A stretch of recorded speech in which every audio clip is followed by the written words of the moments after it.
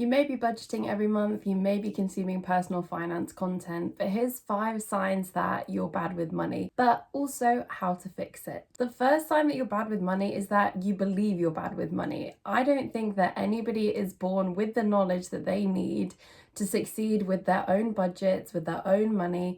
And just because you have money doesn't mean that you're good with it. But again, this is a skill that you can learn. So believing that you're just bad with money and that's your personality type and it can't be changed is going to be detrimental to you. So the first step is to believe that you can learn more about finance and that you can get better with managing your money. Number 2, you look at your bank balance to determine whether or not you can afford something.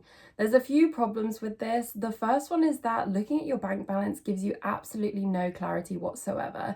For example, I have just over £600 in my bank account right now, but I am really on the bones of my arse is the expression I like to use, which means I don't have a lot of money left. And the reason for that is because almost 500 of those pounds is going towards my 6-month water bill that's going to come out on the 1st of August. Knowing that means that I definitely cannot afford anything that really is £100 or more.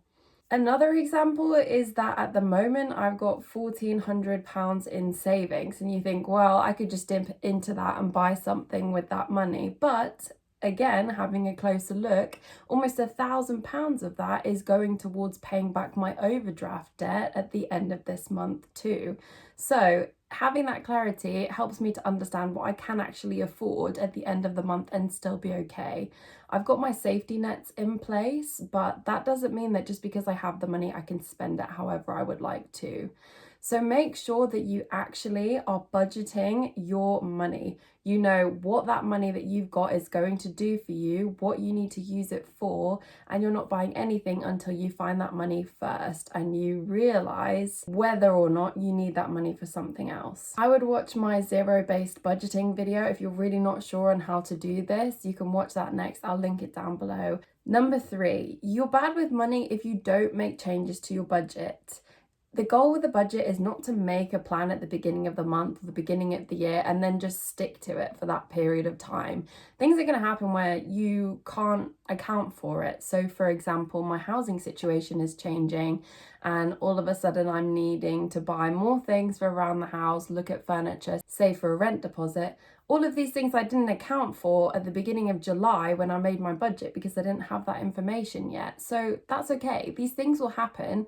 And even if you prepare for everything that you can think of, things will still happen that you can't predict. So it's then to, okay, look at the money that I do have. What do I need to do before I get paid again? How can I shift things around to make it work and make those changes? Some other reasons might be that you're saving towards something that you realize you don't actually want. Maybe you're saving up for a new car and you realize mine's fine for another few years.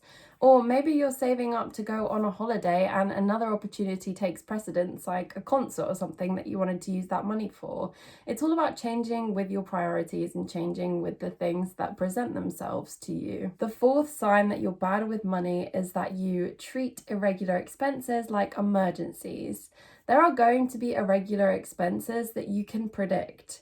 So these might be things like, again, for me, my 6-month water bill. I know after 6 months my water bill will come out. So it's about using the information I have to plan for that and put a little bit away each month. If you own a car, you're going to need to repair it at some point. In England, you have to get an MOT, which is once a year, to see whether your car is appropriate for the road. So all of these things, you know they're going to happen.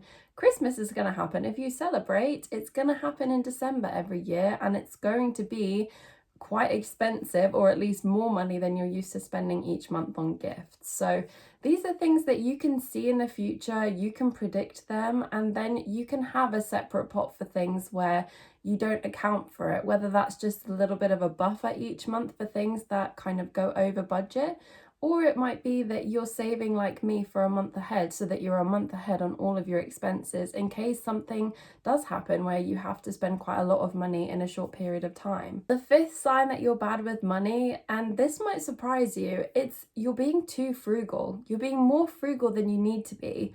Just because you have a budget doesn't mean that that means restriction. You are supposed to be budgeting fun money and fun savings goals as well. It's your hard-earned money. You need to be able to enjoy it, and it shouldn't all be down to your essential costs and saving for the future. You need to be able to enjoy your money right now. If you want to know how to split your paycheck to make this possible, you can watch my You Can Have It All YouTube video or the short where I talk about splitting your paycheck. Both are linked down below. These are 5 signs that you are bad with money, but like I said at the beginning, you can always change, you can always educate yourself. Nobody is born good with money. You have to learn how to do it. If any of these resonated with you, let me know in the comments. If you've got any more questions about any of these two, please let me know. I hope you enjoyed this video, and I will see you in the next one.